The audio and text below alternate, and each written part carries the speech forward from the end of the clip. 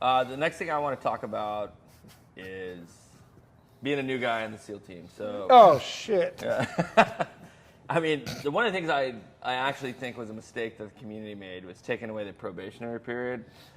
I mean, to me, that was like you show up to a SEAL team, you're a new guy, you shut your mouth, you do your job, you learn, and then you go through this probationary period, you're kind of peer reviewed, and then you get your trident, which is not what it is today. But, I mean, just experience as a new guy, and I know we all have our new guy stories, and we can talk about hazing too. Which I probably have the worst hazing story here. That was your own fucking fault for lying about getting married. These two guys know. Fuck you. Yeah, these guys know. You shouldn't have lied. I had a beard, a spray glue, 3M spray glue beard of my own pubic hair. It turns out your chest hair Nothing doubles. unusual. Yeah. But I had to call 3M to like figure out what solvent to use to like get And let's the classify spray glue that. out of my ass. And let's classify that. You weren't hazed. You were educated I about was. lying. Oh, that's I the believe case. it, Yeah, yes. that's Yes. a good point. Don't lie to your boys. Exactly. And that's the thing is that misconstrued term hazing. It's not about hate and discontent. The people that use it that way are the ones that fuck it up for everybody else. The process is it's an educational tool to break somebody of a bad habit so that they're a better team And member. a quick way to break a bad habit, sadly, yes. it's overused by a lot of guys with bad attitudes. And so I guess You know, I'll go. political correctness, that's what God did. And, I guess I'll go first since Please. we brought it up. So I was in Golf Platoon with you guys and doing a good job, I think. Sort of. as far as you know. Yeah. And I had met a girl, fell in love, ran off, and got married and didn't tell anybody. And it was one of those things like you can't tell anybody because these guys, I know it happens to married guys in the SEAL teams. It's not a good thing. You get like rolled up, and I remember that one story I heard, some guy getting kidnapped, getting flown to Vegas. They casted his leg, sent him home, and he's like thought he broke his leg, and he showed up at his wedding like hobbling around. He didn't even have a broken leg. They just put a cast on him. But I was like, I didn't want to be that guy. So I remember telling my now ex-wife, who's a great woman, and the mother of my kids, I was like, look, you can't tell anybody. Okay, I won't tell anybody. And so she told, in the bathroom, I guess we were all at this dinner. I remember we were with Glenn Doherty and the whole platoon. We're out at Hillcrest at this restaurant, and she told one. Well, they have good. It's the gay part of San Diego, but they have good food. So. You know They it's do the have a gay good part food. of San Diego. yeah, actually, I Drago. lived there for a while. Yes, it was cheap. well, You I was- know. Yep. Yeah. Wasn't And- it? It was Kathleen. It was Dave Scott's wife that Yeah. overheard it because it was Dave that did the research. He's like, I'm pretty sure that motherfucker got married. I'm gonna roll him up. And this was the advent of the internet. Yeah, it The was next thing early you know, they're on. pulling my marriage license from Yep. Clark County, Nevada, and I lied. Like I was so terrified as a And new Dave guy. had the paperwork in hand. Oh yeah. So they called me. Our chief calls me on the frog footprints in the platoon space, and I get called out. He called you out after a dive. No. I got hazed after the dive. Oh, I didn't know Dan called you out He before. called me Oh, I didn't out know that. in the Okay. platoon space and caught me in the lie. And he's like, what's this I heard about you've been married? I was like, I don't know what you're talking about. And this is like, they're sitting on the certificate in the back office going, okay, we got Webb. Yeah. And that night or the next night, we come back from that dive Yeah. or over the beach or dive. It And was- I pull down my wetsuit around my ankles. Just like I always do. And the next thing I know, No, I remember it vividly. Like I roll down the rubber and then I get grabbed. And the next thing you know, I'm on a metal push cart, duct taped, naked, like butt naked. And the first place we go is right to the ice machine. It's like, we're gonna warm you up a little bit. And like dump the ice on me.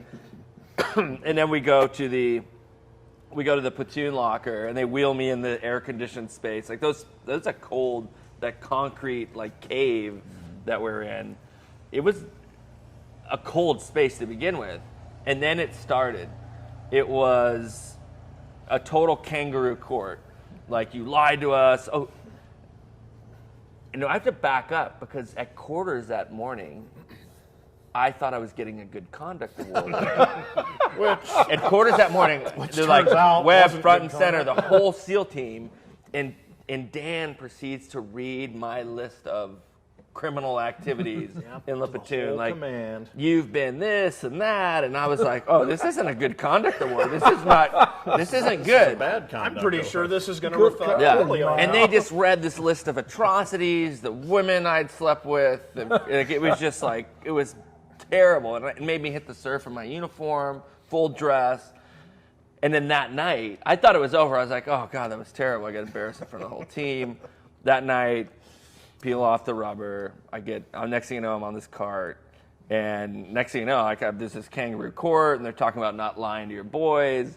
We got you the very finest tequila in all of the land, all hands tequila. The Navy from the Exchange brand tequila. $6 a whole gallon. bottle. $6 a gallon. Poured half a gallon into my throat, which actually helped probably this process. Because the next thing I know, I've got somebody busted out some clippers, and my pubic hair has been applied to my face. Magically been Like reapplied. with close your eyes, and they the early sprayed hair plug those process. the 3M spray that we used to Yeah, do for this the target. targets on it, yeah. Yeah, well, they're like, cover your eyes. Holy shit. I'll just Yeah, pick and they it like up. sprinkled my pubic hair on my face. So I'm like got this Taliban beard, right?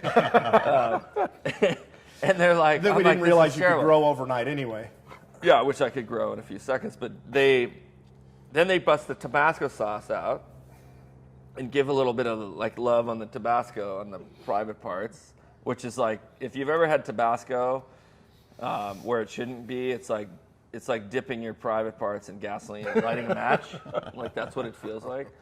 And then they start the electricity. I got a little bit of electricity there with the mini blasting machine. Yeah, too. that's common. That's kind of...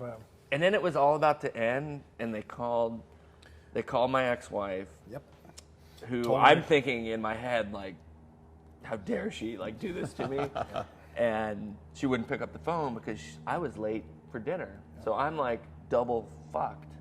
She thinks I'm late for dinner and not picking up my phone You call, went ahead. and they're calling her to go, okay, have her come pick him up. Because he's shithouse now. Have her come pick him up and get rid of it. We're done with him. And we're going to pay her back for lying as well. She's got to And- come handle his dumb yeah. drunk ass. And so she doesn't answer the phone, and they're like, well, if she's not picking up, somebody go get another 12-pack. Because we're not. So, and then it like lasted another 2 hours. Like, it was She crazy. did come and get you though, and she was fucking wrecked. She's like, "What the fuck did you do to him?" Like, she was crying. She took you home in tears. I would traumatize a poor woman. It was like the crying game for me. I mean, I was like shriveled up and like in the shower, like rinsing off. Like, Welcome to the teams. yeah, welcome to the team. I remember Mike and Rory took me up to the showers, and Glenn, the Glenn is being Glenn, the medic he is. He's like, Mother hen. mother Yep. hen. And Yeah, it's you'll like- be okay. And he gave me the number to 3M to call to get the spray glue out of my ass. They'll But tell you how to do it. It was crazy. But to be honest, reflecting back, like, it was I learned a valuable lesson. It's like if you're working in that environment, you can't, like, there's people that you have to be brutally honest with, and it's your teammates. And your I boys. learned that lesson, and I've taken it with me to this day. Like, There's one thing that they are, you either don't say it, but never lie. Yeah. So if it comes out, well, Yeah, I shit, may have you withheld. better not to make I may have withheld, but if you call me on it, I'll own it. Yeah. But yeah, and when you were called on it, you're like, "No, not me. I don't know what the fuck you guys man. are talking about." biggest mistake of my life. But I learned a valuable learning. Yeah.